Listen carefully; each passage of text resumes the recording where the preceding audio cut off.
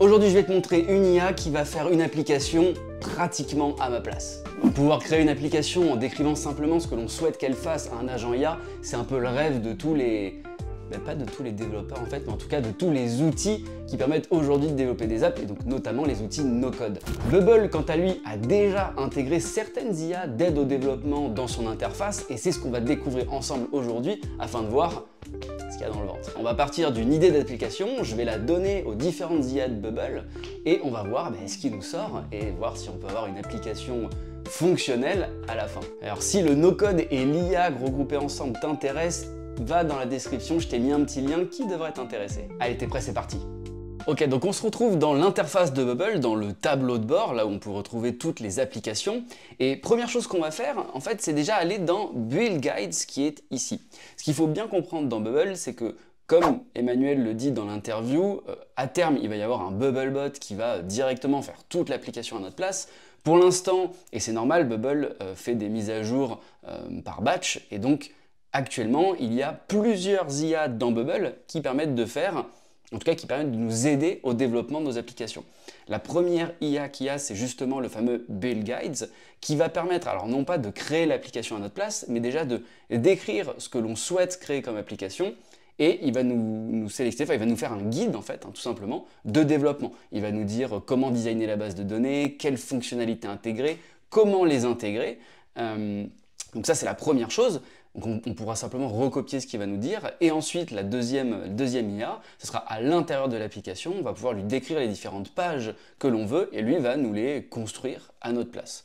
Donc on va essayer. Alors moi je me suis dit, tiens, ça pourrait être intéressant de faire une app de type Marketplace, et le truc un peu classique, c'est un peu le mythe, en tout cas le running gag lorsque on est développeur, freelance ou pas d'ailleurs, et Bubble ou pas, c'est les gens veulent toujours un Tinder des sneakers. C'est un peu le truc qui revient hyper souvent. Donc je me suis dit, on va demander à Bubble de nous faire une marketplace pour des gens qui veulent vendre des sneakers. Donc on va dans Build Guides, qui est ici, et on va décrire notre idée d'application. Alors, moi je vais faire un truc assez simple, je vais dire, ok, marketplace for individuals who want to sell sneakers. Je l'avais déjà tapé hier pour un peu ce qui me sortait, donc je le remets. Individuals who want to sell sneakers. Et je vais faire Generate my build guides. Donc je vais attendre un petit peu, il va me générer quelque chose et on va étudier ensemble ce qui nous sort pour voir un peu comment on peut l'utiliser. Donc là on voit Start building your sneaker marketplace. Et donc là on dit ok. Premier truc, User Registration and Login. Ce qui est intéressant, et je trouve ça hyper sympa, c'est qu'il nous met une vignette pour nous dire est-ce que c'est easy, est-ce que c'est moderate ou est-ce que c'est challenging. Donc là, on voit que User Registration and Login. Donc je clique là-dessus pour voir un peu ce qu'il va me dire dans le truc. Listening Sneaker for Sale, Search and Filter Functionality, Shopping Cart Feature, etc. Donc vraiment intéressant. On va commencer par ça. Je vais faire Start First Build. Et là, il me génère. En fait, ce qui est intéressant, c'est que je pense qu'il m'a pas généré, il m'a simplement généré les étapes. Et là, j'ai cliqué et maintenant, il me génère le mode d'emploi pour User Registration and Login. Mais avant ça, il ne l'avait pas fait, ce qui est hyper intéressant. Donc, on voit Database Structure. Ça, c'est le plus utile parce que là, il nous met exactement les différents data types qu'il faut créer avec les différents fields et les différents types. Donc on voit user, field name, username, email, password listing, suggested type, text, list of sneaker listing, hyper intéressant. En dessous, on a un autre data type, sneaker listing, brand, modèle, size, price. Attention, par exemple là je vois sneaker listing, brand, il nous met que c'est du texte. L'IA n'est pas encore ultra au point, on peut voir que c'est pas forcément, elle respecte pas forcément les bonnes pratiques de développement. Moi par exemple j'ai l'habitude, je sais que là on a brand, on va pas mettre du texte dans une brand, là il faudrait créer un autre data type qui serait brand ou alors un option set qui va lister toutes les marques de sneakers qu'il pourrait y avoir sur la plateforme et on va faire en fait une liaison entre le data type brand et le sneakers listing en fait. Mais en tout cas c'est un bon début. Donc on voit qu'on a sneaker listing, ok, user, 5 steps, et donc là c'est génial parce qu'on n'a plus qu'à suivre. Setup your database, create user registration page, ok, implement user login functionality, secure user authentication, preview and test, ok, super. On va simplement regarder un autre mode d'emploi et après on va passer à l'application en elle-même. Alors moi, ce qui m'intéresserait, par exemple, c'est de voir listing sneakers for sales, ouais, par exemple. Allez. Alors, on va cliquer là-dessus. Donc là, il va encore me générer le mode d'emploi. On va voir un peu ce qu'il nous dit. Ok, c'est terminé. Donc là, pareil, donc il me remet hein, la database structure. Donc en fait, la database structure, c'est pour l'ensemble de l'application. Donc on peut voir que c'est vraiment très très simple. Hein. Il n'y a que 2 data types dans l'application, user et sneaker listing. Alors bien évidemment, quand vous allez faire une marketplace sur Bubble, il n'y aura jamais que 2 data types. Mais en tout cas, c'est une aide. Ça permet de se lancer et peut-être même de s'entraîner en fait. Donc setup your database, design the listing creation page. Ok. Setup a workflow for listing creation.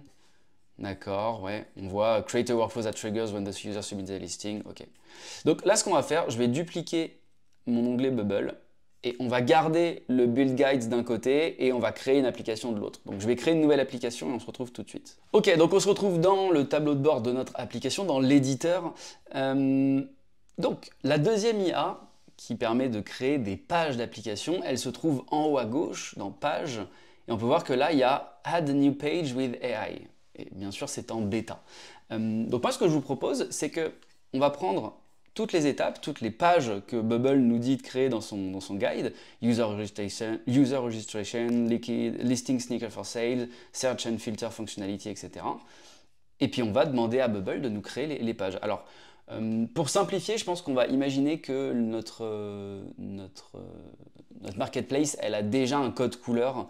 Et moi, je propose dans le sport, souvent, c'est genre noir et jaune, noir, blanc et jaune. Donc, on va le dire à Bubble pour que toutes les pages qu'il crée aient une cohérence un peu visuelle. Enfin, on espère en tout cas. Donc, on va créer déjà une première page, donc Add a new page with AI. Et donc là, on peut sélectionner le type de page, landing page, dashboard, social feed, marketplace. Hop, moi, je vais cliquer sur View More.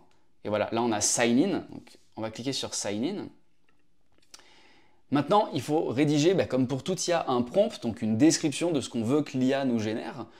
Alors ce qui est hyper utile, c'est que Bubble a fait un prompt guide. Et alors si je l'ouvre là, voilà.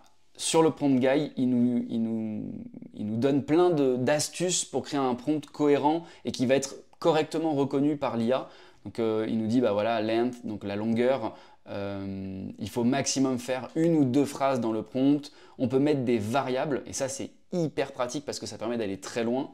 En gros, on peut donner des variables genre dark mode no, user goal, primary color. Donc nous on va utiliser le primary color par exemple. Et donc par rapport aux variables, en fait, il faut plus les voir comme des mots-clés. C'est-à-dire que là on va dire moi la primary color, je veux que ce soit tant. Le user goal, je veux que ce soit tant. Là, par exemple, dans Image Type, il nous donne directement des mots-clés à intégrer dans notre prompt pour que Bubble reconnaisse. Donc c'est vraiment très très bien fait. Il nous donne les limitations, il nous donne des exemples de prompts. Donc c'est vraiment hyper utile. Donc nous, c'est ce qu'on va faire. Alors, moi, ce que je veux, c'est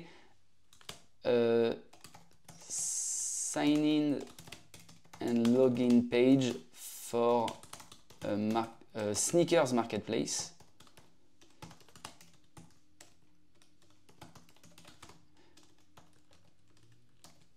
Et là, donc, je vais mettre primary color is yellow and secondary color is black. Et on va faire generate with AI. Et on va attendre. Alors, c'était plutôt rapide. Je vois que Bubble m'a généré, alors c'est intéressant, il a interprété mon prompt, alors j'ai peut-être pas été assez précis. Là je vois qu'il m'a carrément généré un nom de marketplace, il m'a généré ici là, une top bar, un top menu que j'avais pas du tout prévu dans mon truc. Pour moi je voulais juste avoir un sign up directement. Mais encore une fois, voilà, ça c'est un premier jet. Après moi si je veux supprimer tout ça, voilà, je le supprime et du coup j'ai plus rien. Ce qui est intéressant, il nous a fait le footer aussi, donc ça c'est plutôt cool. Est-ce que c'est responsive, ce truc-là? C'est responsive, ok, c'est cool. Donc le truc est responsive, il s'adapte à tous les formats d'écran, et on a ici tout le design de notre application. Ce qui est intéressant, c'est qu'il a carrément intégré des workflows qui nous permettent d'afficher le groupe de login et sign-in. Il a compris ce que je voulais faire. Alors, il n'y a pas le workflow de sign-in, mais encore une fois, ça c'est très simple à faire, ni de login d'ailleurs. Mais au moins, on a à peu près tout. Ok. Donc, on a notre page de sign-in login, super. Maintenant, ce qu'on va faire, eh bien, c'est une page pour lister toutes les sneakers. Donc, on va créer une nouvelle page, a new page with AI. Et alors, on va voir Marketplace, ouais, super. Ah, Product Listing, encore mieux. Là, il nous dit Marketplace, Product Listing, Search, Sort and Filter. Et là, Product Listing nous met Product Photo, Ratings and Review. Oui, parce que ça, Product Listing, c'est vraiment la page de détail du produit sur lequel on a cliqué. Alors, tandis que la Marketplace, c'est vraiment là où les produits sont listés. Donc là, on va dire a Marketplace for sneakers. Est-ce que je mets second hand sneakers? Non, on s'en fiche. A Marketplace for sneakers. Ce qu'on va dire, c'est primary color is, et je vais mettre vibrant yellow. Je sais pas s'il va comprendre. Oula, vibrant yellow, un yellow parce que là il était un peu fade, notre jaune. Donc primary color is vibrantly yellow. The page should. Alors bien sûr je respecte pas du tout. Il avait dit 1 à 2 phrases et là j'en mets 3. List all of the sneakers par exemple. Alors c'est très très simple là le prompt. Hein. Hop. Ce qui est intéressant aussi, c'est que vous voyez que par semaine, Bubble a mis une limite à 25 pages générées. Donc en fait, par semaine, vous pouvez générer 25 pages. Alors honnêtement, je ne vois pas comment vous pourriez générer plus de 25 pages par semaine, à moins que vous soyez une agence et que vous créez des applications à l'appel. En fait, normalement, une app n'a pas 35 000 pages. Donc c'est largement suffisant pour débuter. Ok, intéressant. Donc là, il nous a réutilisé le jaune fadasse un petit peu dégueu, mais c'est pas grave. Par contre, on peut voir que c'est quand même sacrément bien foutu. Alors, c'est pas hyper moderne, mais ça, après, encore une fois, c'est à nous de le modifier par la suite. On peut voir que la page, elle est bien construite. Donc, on a bien une top bar en haut. On a un repeating group là, ici. J'imagine que c'est un repeating group, si on regarde. Group vertical listing header. Ah, group table, pardon. Voilà, ici. Repeating group, ok. Donc là, il nous a mis type of content text, là, bien sûr. Et c'est ce que je vous disais tout à l'heure, si vous êtes débutant, ça ne sert à rien d'aller sur une IA comme ça, et même une IA de manière générale, hein, pas que dans Bubble, vous ne serez pas capable de modifier ce qu'elle vous donne. Là, typiquement, on voit qu'il y a un repeating group, mais qui affiche du texte. C'est ce que je disais tout à l'heure. Nous, on va avoir besoin dans le repeating group de mettre un sneakers listing, c'est-à-dire que le repeating group va afficher tous les listings de sneakers. Or là, il va falloir modifier directement. Si vous n'êtes pas capable de le modifier, en fait, ça ne vous servira à rien. En tout cas, on peut voir que la page est vraiment cool. Je vais faire une preview juste pour voir. C'est pas mal. Il a fait un... Oh, ok, d'accord. Il a fait carrément un repeating group horizontal et un repeating group vertical ensuite avec toutes les sneakers. Ok. Sneakers fan. Ok. Il a imaginé des fonctionnalités. Je trouve ça intéressant. Genre en mode comme si on pouvait liker les sneakers. Donc après pareil, ça va être à nous de regrouper les fonctionnalités et en tout cas de définir les fonctionnalités. Par exemple là 502 sneakers fan, ok, est-ce qu'il faudrait qu'on puisse que les utilisateurs en tout cas puissent liker pour une sneakers et du coup ça fait incrémenter un compteur de fans ou un compteur de likes, je sais pas. Ok, hyper intéressant. On a un slider qui fonctionne. Donc ça c'est cool, slider input, ok. Il a mis des radio buttons un peu partout. Donc en fait, c'est bien, ça nous donne un framework, un cadre pour pouvoir ensuite développer notre app et la mettre un peu à notre sauce. Si on regarde dans le guide, nous nous avait dit, il est là le guide, Payment Processing, ok, oui c'est pour ça qu'il met Changing parce que c'est du Stripe, effectivement, quand on ne connaît pas Stripe c'est un peu compliqué. User Profiles and Ratings, Shopping Cart Feature, ok, et on va lui demander de nous générer une dernière page. Hop, a new page with AI.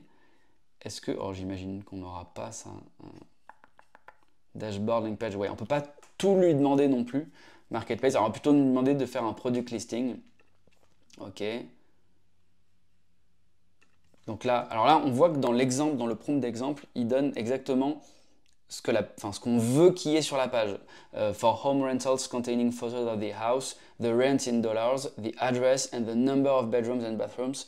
Donc c'est vraiment genre en mode, ok, si tu fais un truc pour la location de maison, on lui dit qu'on veut afficher le prix en dollars, l'adresse, le nombre de chambres. Donc il faut vraiment être assez précis là. Donc a product listing page showing photo of...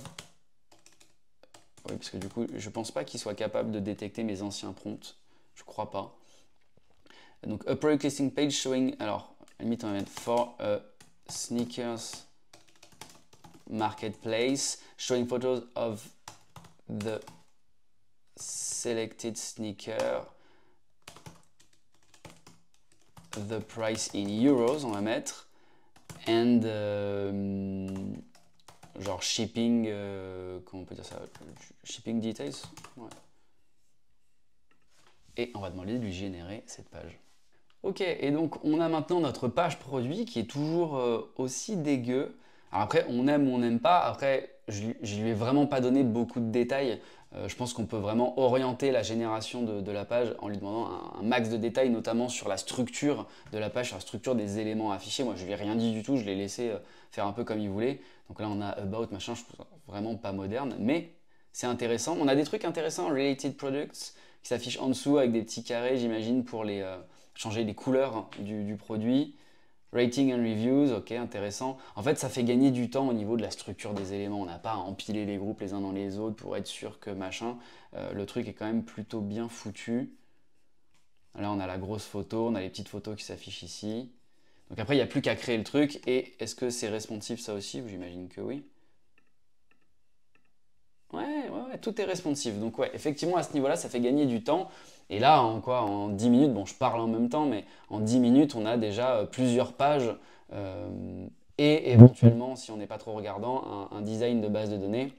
C'est-à-dire que là, hop, si je retourne dans la base de données que Bubble me disait, en fait, ce qu'il faudrait que je crée, c'est donc un user qu'on a déjà de base dans la base et un sneaker listing, pardon. Et donc là, on pourrait, hop, sneaker listing, hop, ici, ajouter les fields que Bubble me donne, et après, relier tout ça au niveau de la page, créer les workflows, etc.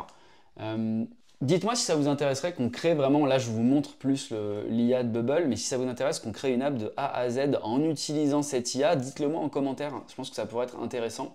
On ne fera pas une marketplace parce que c'est beaucoup trop complexe comme app, mais donnez-moi des idées, si ça vous intéresse, donnez-moi des idées d'app pas trop complexes à faire avec ces deux IA là en même temps, voir jusqu'où on peut aller, ça pourrait être marrant. Donc si ça vous intéresse, likez la vidéo et dites-le moi en commentaire.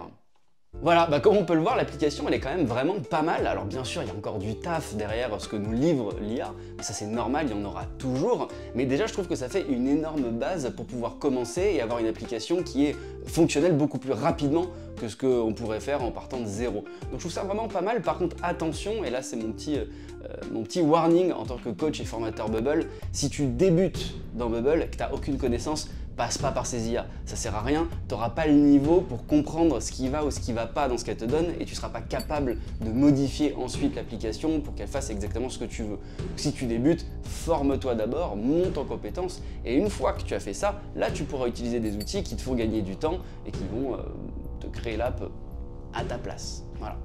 Pour rappel, si tu aimes l'IA et si tu as envie d'intégrer de l'IA dans ton application Bubble, je te mets un lien en description et en commentaire qui devrait t'intéresser. On se retrouve là-bas.